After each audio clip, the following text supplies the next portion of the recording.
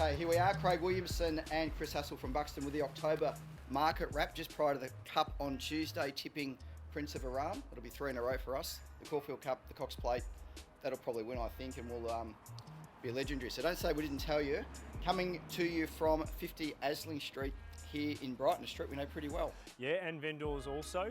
We've sold for Matt and Kristen several times over the journey, and this is the family home that they bought about 4 years ago and now recently sold. So congratulations to the buyers, and nice story. They paid around 4-1 4 years ago. That's right, Sold and around 5-2.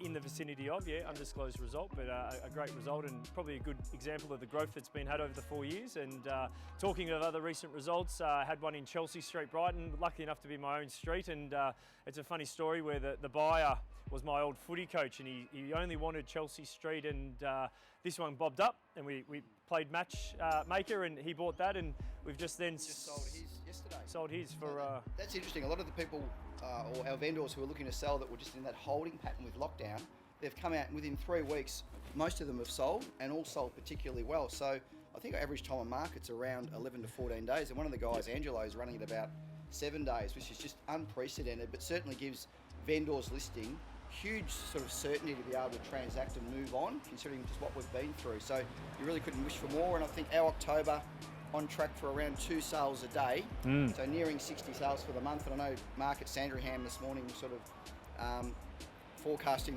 the same thing, so really strong by the rebound.